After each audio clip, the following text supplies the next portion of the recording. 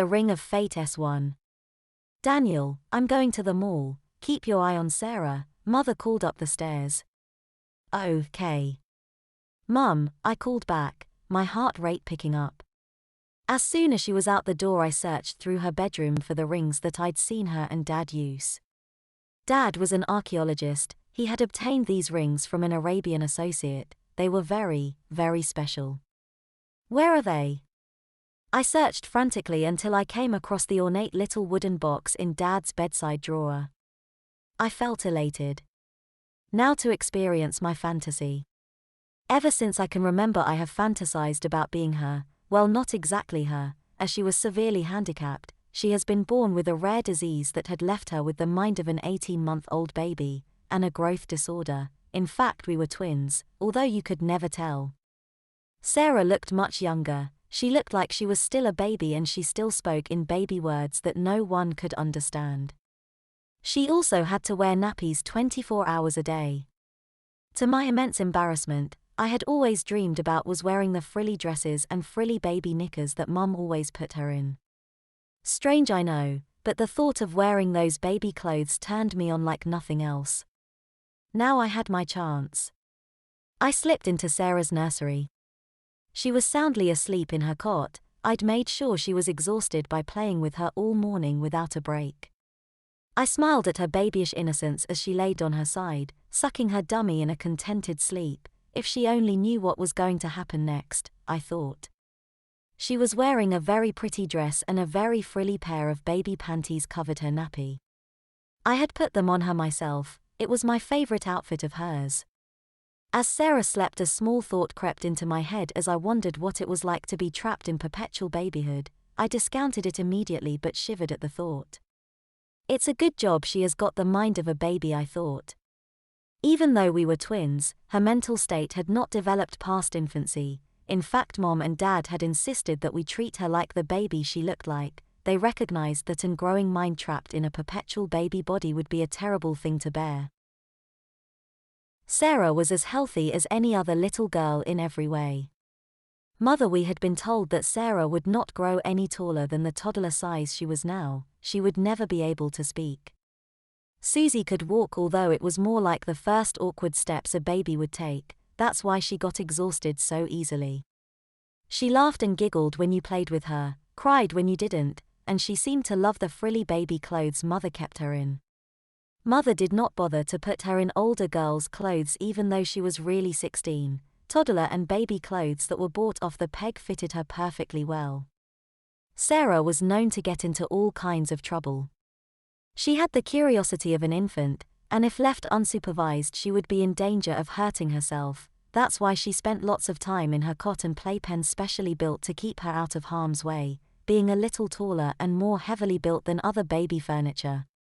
When she wasn't in these she was usually securely strapped into her high chair or baby buggy, and if she was allowed to get out and walk, which was not very often, she always had baby reins tightly buckled to her. All our family, friends and neighbors knew of Sarah's condition. Of course, they accepted that she was a perpetual baby and treated her as such. Sarah even spent 3 days a week at the daycare center with real babies for company. Sarah loved going there. She would smile and gurgle when Mum pinched her cheek and told her she was going to play with all the other babies. I did not envy Sarah's nursery lifestyle, trapped in permanent babyhood as she was, but I did envy her clothes, and my heart beat rapidly as I removed the gold rings from the box and slipped one on my finger. This ring had a round red crystal set into it. This is the one I had seen Dad put on and rub when he and Mother transferred minds. It was slightly too big for my boyish hands, but by squeezing my fingers together it stayed in place. I reached through Sarah's cot bars. I didn't want to risk disturbing her by lowering the side, and anyway it would spoil the baby experience if I wasn't completely surrounded by bars. I gently pulled back the thin sheet that Mother had covered her with when she put her down for her nap. Sarah never moved. Reaching through the bars again, I slipped the other ring with the blue stone on her finger. Soon I would transfer minds with my babified sister. My heart thumped wildly in my chest, my manhood throbbing in anticipation. The ring was far too big for Sarah's little forefinger, but I managed to wedge it in place with her other fingers, carefully curling them around the ring.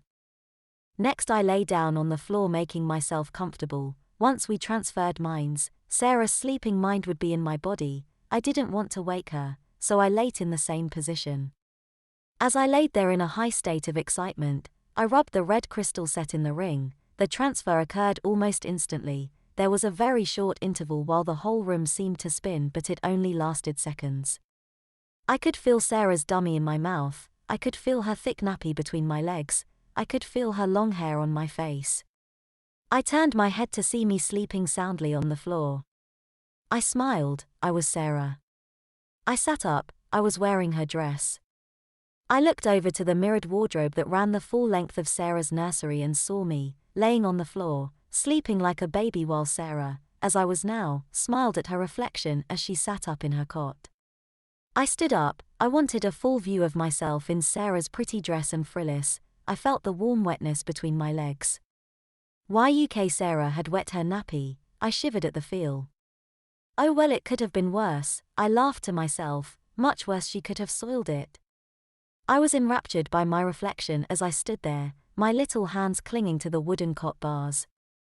I made faces at myself, Sarah's dummy obscuring most of them. I turned so that I could get a better look at my frilly panties sticking out beneath my dress. I wanted to see the rows and rows of lace running across my benapped bottom. I reached down to lift my dress to expose them all to the mirror. That is when disaster struck. The ring on my finger began to slip as I reached down for the hem of my dress. I watched in horror as the ring began to fall off. In desperation I tried to catch it, almost succeeding, but instead it rolled along the cot mattress, then through the bars onto the floor.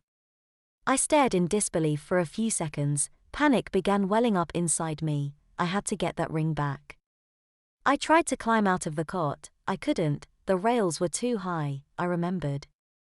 It had been specially built to keep Sarah in. Panic rose higher. I threw myself onto the mattress. I laid on my face, feeling and hearing the protective rubber sheet, and reached through the bars. I was just able to touch the carpet with my fingertips if I really strained. Relief washed over me. I felt the ring, but try as I might I couldn't pick it up. Panic reared its head once more. As soon as I retrieved the ring I would rub it and get back inside my own body, I decided. I pulled the mattress back to give my small body more room and I reached through the bars again to where I thought I felt the ring. My hand frantically searched the floor. Come on, I cried to myself. Where are you? Is this what you're looking for, Daniel? I heard myself say out loud. I looked up in horror to see my former self standing there on the outside of the cot, towering above me, holding the ring between my fingers. It feels kinda strange to be a boy, Sarah yawned in my body. Why? Why? You see. Can't. Talk. I stuttered. G. Gaga G. Goo goo actually came out of my mouth. She could talk but I couldn't. Oh no, I cried. Gagoo, I actually wailed and burst into tears. My former self picked the dummy up that had fell from my mouth when I saw myself standing in front of the cot, and pushed it in between my lips. Now where did you get these lovely rings from, Daniel? Sarah smiled, tossing the 2 rings in her hand. I held out my small hands through the cot bars, pointing to my finger. Sarah put the rings back on our fingers. I tried to demand. Meaningless baby gurglings gushed from my mouth. Sarah, come back here now, I screamed as she turned and exited the nursery, the room filling with my meaningless baby screams. This was all going horribly wrong. Panic and fear were causing feelings of nausea to curse through my small body as I saw my former self leaving the room with the only means of getting me back to normal. I frantically threw myself at the cot bars. I could not climb over them, I could not slip through them, and I could not break them down. I cursed at their ability to keep me effectively caged. Dejectedly I fell onto my frilly bottom, tears streaming down my cheeks. Why, oh, why had I used the rings? I severely admonished myself. Why didn't I lower the cot side to put the rings on Sarah's finger? Then I would have been able to get out when I dropped it. You fool! You fool! I screamed to myself. You're trapped inside Sarah's body, you absolute fool. Sarah walked back in the room in the shape of me, minus the rings. I pulled myself up to a standing position. Please, please, please, Sarah, go and get those rings, I cried loudly in my baby talk. She saw the pleading look in my tearful eyes. Daniel. I'm never going back to being me again. She shrugged her now boy's shoulders. It may be wrong, and I know how awful this must be for you, but you were the one that wanted to swap places with me. I could not believe she was saying this. She had to change us back, she just had to. I didn't want to spend the rest of my life like this. The absolute terror of my situation caused me to be sick. Vomit spewed from my mouth, covering the cot bedding, the dress that I was wearing, my legs and my arms. Oh, Daniel.